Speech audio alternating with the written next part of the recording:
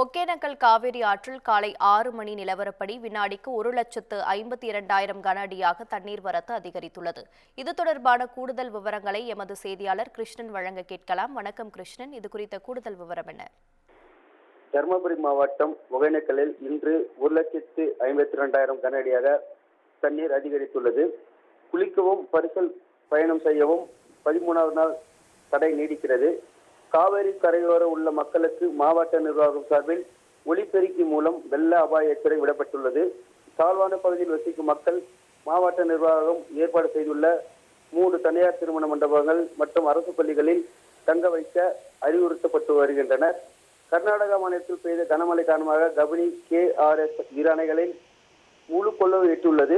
இதனால் கபினி KRS நீரணைகளில் இருந்து 1,66,000 கன அடி தண்ணீர் திறந்து விடப்பட்டுள்ளது. இந்த நீர்வரத்தானது தருமபுரி மாவட்டம் ஒகேனக்கல் பகுதியில் நேற்று மாலை 1,41,000 கன அடியாக தண்ணீர் வந்தது. இந்த தண்ணீர் படிப்படியாக உயர்ந்து இன்று காலை நிலவரப்படி 1,52,000 கன அடியாக தண்ணீர் அதிகரித்துள்ளது. இந்த தண்ணீர் ஒகேனக்கல் காவிரி கரையை ஒட்டி செல்கின்றது.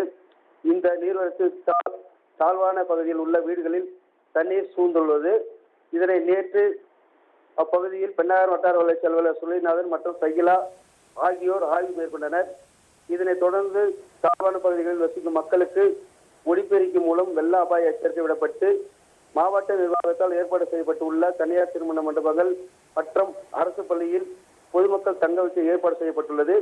அங்கு மக்களுக்கு தேவையான அடிப்படை வசதிகள் செய்யப்பட்டுள்ளது. சுற்றுலா பயணிகள் அருவியில் குளிக்கவும் பரிசல் பயணம் செய்யவும் விதிக்கப்பட்ட தடையானது 13வது நாள் தொடர்ந்து நீடிக்கிறது. மேலும் வருவாய்த்துறை, ஊரக வளர்ச்சித்துறை, தீயணைப்புத்துறை, போலீசார், ஊர்காவல் படையினர் ஆகியோர் காவிரி கரையோர பகுதியில் தீவிர ரோந்து சென்று கண்காணித்து வருகின்றனர். காவிரி ஆற்றில் வரும் நீர்வரத்தை கர்நாடகா தமிழக எல்லைப் பகுதிகளான பில்லிகுண்டுவில் மத்திய நீர்வளத்துறை அதிகாரிகள் தீவிரமாக கண்காணித்து வருகின்றனர். சுகன்யா, உங்கள் விவரங்களுக்கு நன்றி கிருஷ்ணன்.